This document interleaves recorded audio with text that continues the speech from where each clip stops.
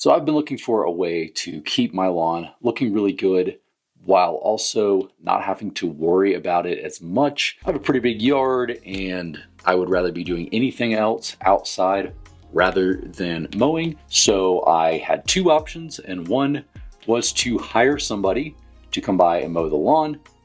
The other was to look at something like this. So I'm gonna find out if this is any good. I keep seeing these online. There's people out there that use robotic vacuums, so I figured this is a pretty similar concept. So there's a bunch out there. This is the one that I saw was kind of the best rated, as it used that LiDAR technology rather than, like a camera that just finds things. So this is the EcoVacs GOAT A3000 LiDAR Pro. So it's going to use that LiDAR technology. It's going to be able to scan your yard and look for objects. I'll put this here. Hopefully this is in focus. You can pause it here if you would like to read it a little bit more, but this will be the quick start guide, potentially part of the charger. Here it is. Here is the trimmer. It looks like it's actually got that little blue part. Looks like it's the actual trimmer. The power brick for the charger. Can you see that? God dang it, will you focus? I don't know, you get what I mean here. Comes with replacements, so that's good. Bolts, you'll bolt it into the ground. They've got like an auger to them. And then at the very bottom is the actual base. Okay, this is way lighter than I thought it was gonna be. I don't know what I thought this was gonna be made of, but I can easily hold this with one hand. This is where you're gonna drill this into the ground. So here it is. It's actually not super huge. I think the box was just big because it needed that charging station and other stuff. So on the top there, that's where your little settings are gonna be. You've also got on top a big stop button if you need to stop it. Here is your holoscope, so dual LiDAR navigation system. Here on the very top, that little bubble over there to the side, we've got a little camera on the front. We've got these wheels, which are not powered. At the very bottom, you'll see the blade here and the blade over here, a little bit offset. You've got really spiky wheels on here. These are pretty deep. I would say about a finger's width across. And so that should be able to dig in a little bit better. Pretty much it down here. It does say do not power wash this, so if you had that question, don't do that. It is though IPX6 rated. That is the bottom. That's what the top looks like. This little mower should be able to do my entire yard. We'll go ahead and map this out. Showing on top area A, B, C, and D. So in theory, you could do multiple areas. I just have two separate areas. One in the backyard, which is a little bit smaller. Then there's a gate blocking that so that my dog doesn't get out. And then there is a much larger one in the front yard. So I think what I'm gonna do is have the backyard as the main zone, that it's gonna be able to just on its own mow when it gets a chance. I like that I can set this on a schedule to do the front yard, and that way I can do some edging and trimming, as well as like water my little garden that's got, pumpkins and all kinds of stuff out there. Looking at the LiDAR, we've got the Holoscope 360. This is gonna be a dual LiDAR system. So you're gonna have front and back scanning. So you're gonna be able to scan your whole yard. This one had, I guess, the AI camera that's in there. Basically, it just creates like a whole map of everything. I do have a pretty decent slant in my yard. This one can do a 50% grade. That's gonna be great. I don't think mine gets anywhere near that, but if you do have one that has that, this does have really nice tread on it. So this is also going to do a true edge trimming. It's going to be able to kind of do what a trimmer would do. That's 32 volt power cutting with dual blades. So it'll pick the best path that it sees. So it'll be able to map it out in the most efficient way. All right, so I went ahead and before I went upstairs, I just assembled the actual docking station. Goes together real easy. The instructions are very simple. I put on this actual trimmer here, which is really easy as well. Just really those screws right there. And we just screw those in. Everything should clip, lock into place. Then you've got these little brushes in here. These actually do clip. You'll feel it kind of click in there. I think you get a spare here, so that's really good, but that's basically what it'll look like. Then you're gonna hand tighten this. I would make sure this is in a clear area. After I hand tightened them, I screwed them down and it is locked into place. So now we've got the true edge trimmer on the side. We've got everything connected.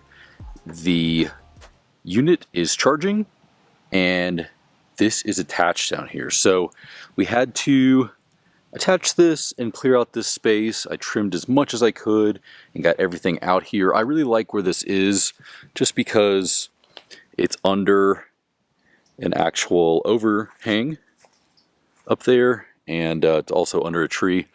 So it's a little bit out of the elements and it's kind of just not somewhere right in the middle here.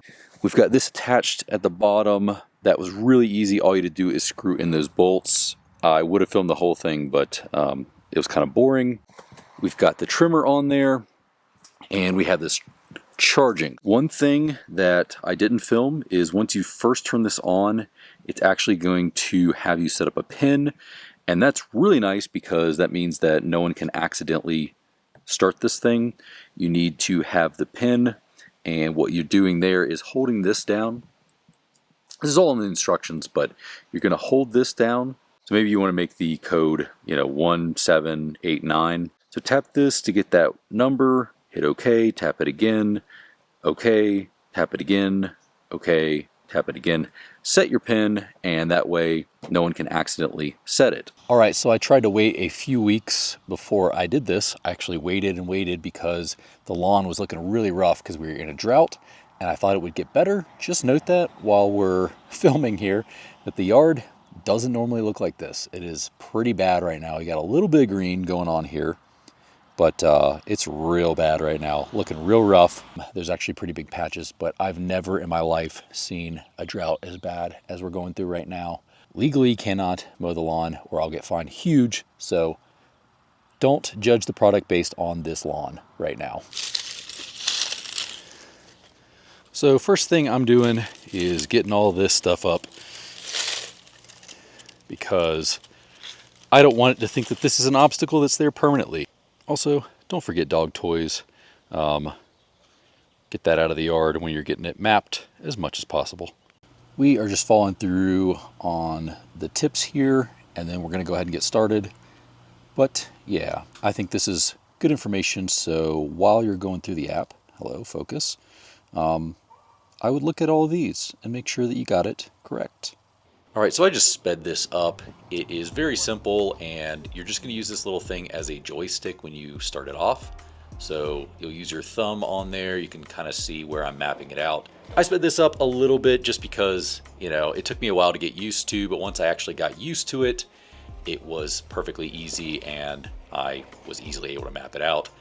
I think it turned out looking pretty good, the map, and it got everything that I needed to. Anything that I missed, it was easily able to, go backwards and fix it, but it was pretty much accurate here. Very surprised that my dog did not care about this thing. I don't know why. He hates vacuums and doesn't like mowers, but he's perfectly fine with this and doesn't really seem to care at all. All right, now we have got our area set up. You can just go ahead and start mowing it. It'll mow on its own and it'll fill in the gaps. Okay. Oh, it's going back to the dock. Okay. All right, here is very weird because I was expecting pretty loud volume, and you can hear right here. I was actually very confused because I thought it wasn't working correctly, but that's just how quiet it is. It's so quiet you can't even hear it. You may think that the first time you use it, it's just so quiet that it sounds like it's not even on, but you'll notice that it's actually cutting it, and you'll kind of hear it, the blades hitting that actual grass. So it is working. Just let it do its thing and it'll figure it out. It's very cool to see this thing work. I don't really have to be hovering over it like I am here. I'm just trying to get video footage for you guys. Really, you can set this and forget it. I did do that later with the backyard where I just let it mow itself again, and it did a perfectly good job. I came back and it was docked. It sent me a little notification while I was out to lunch and said, hey, it's been mowed it was back in the dock when I got home. So that is what it should do. Now I set this up at the lowest speed, so you'll see here, it doesn't look like it's going very fast. I didn't even realize you could change the speed until the next day, so later on you will see a faster speed on there, but this is just the lowest setting. Maybe it's more accurate that way, maybe you'll like it better that way, but it certainly can go faster if you would like it to. I did find that this perfectly mowed the yard and was able to get around obstacles. I even set some stuff down just to see if it would actually detect it, and it did. And the cool thing is, if an obstacle is there temporarily, it doesn't set that as like a permanent thing. So if it's there one time and not the other, which I found out in the front yard, if it's there one time and not the other, then it will, try to mow it the second time and not just memorize it as an obstacle forever. The dual LiDAR navigation is very precise, and I really like on this one that you don't have to set up those little devices every few feet that actually map out the yard. A lot of the older ones do that. This one is just autonomous. It's basically off there on its own, doing its own thing once you actually set the boundaries. So that's really cool. You can set this to 1.2 inches all the way to 3.6. If you live somewhere like, I don't know, Georgia or North Carolina, where you get plenty of rain and you can actually keep it from cooking, go all the way down to 1.2 if you'd like. But where I am until the rainy season starts, unfortunately, probably not for the next few weeks, I'm gonna mow this at like 3.2, which is what I did, and I left it at that. Hopefully, if we get some more rain, I can go a little bit lower on it, but that's just how it is for right now. You can also schedule this out for mowing whenever you want it to. I set it up to mow on Fridays and Saturdays, and this morning it did go ahead and mow on its own. So when I made the boundary, I didn't include this little section, but this is all it didn't get. So I can add to the boundary here. I'll probably end up having to move this, but I may also just be able to hit this myself, but I will add to that. I want to see if I can map the front yard here at 8 o'clock at night, because I should have mapped the backyard, and then the front yard, but I didn't do that. I mapped it and then I mowed it. So let's go ahead and see. So let's see if before the sun sets we can actually get that front yard zoned up. Okay, so I definitely don't recommend doing this at night. It actually worked fine for mapping it out, and it was pretty easy that way, but unfortunately, I don't know if it was because of the dark or what it is, but it was having a little bit more of a difficult time in the middle.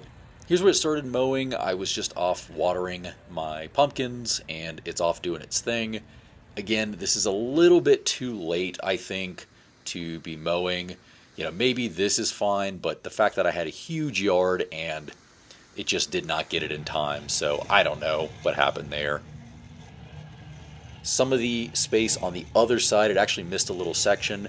Maybe that's because a lot of this grass, actually right there you can see it, and that was, I think, because the grass was too tall. We were probably looking at like 5 or 6 inches, even 7 inches in some areas. I'll explain it a little bit later. When I went back in the daytime, it had no problems, so maybe there's a thing about not mowing at night, although I've seen people mow at night, so I don't know.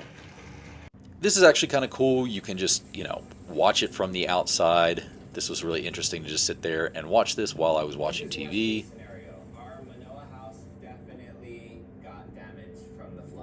All right, so a few lessons I've learned from running it once or twice. The first is you're going to want to mow it either once before or not let it get super tall. I let it get like real tall, and it had a little bit more of a difficult time with that. I didn't read on the app, and I should have. There was plenty of information out there on it, and it said it needed to be below 3.5 inches, which I can attest to. That is true. 90% of the time it actually did somehow find a way to mow it, even though it was 3.5 inches or taller, but a couple times it missed the patch last night. And when I ran it again this morning, it actually found it perfectly fine. So I don't know if the nighttime affects it. I'm not really sure, but I'm just going to mow it in the daytime. So while I had it running, I had edged over in the areas I don't mark off, and I had time to aerate the yard while it ran. Bunch of people asked me questions about it while walking by, which was, taking up time, but it was perfectly fine. It mowed this whole thing, and now it is going to the backyard right now and mowing. It mowed in perfectly straight lines here, which is really cool, even though my yard is really messed up right now. Hopefully we'll get some rain. It is perfect lines. Like, I couldn't get lines like that. And it's over here cleaning up an area that it didn't get yesterday. Tough terrain for it, as we have these roots that pop up, so it was able to get around that. But yeah, I've been really happy with it. It's done everything I needed to do, trimmed, mowed. It did a really good job, so I'm really happy with it. Again, this is the EcoVacs Goat A3000, and I really like it just because I can let it mow while I do other things. I've got a garden with some pumpkins and flowers, and I've also, got a little area for cacti, and I can take care of that stuff. I can get the dandelions while this thing takes care of the mowing, and it cuts basically my mowing time, my outdoor pruning, landscaping down by about a half. So really cool. I like it. Definitely would recommend. I'll drop a link below. Check it out. Thanks for stopping by, guys. See you guys in the next one.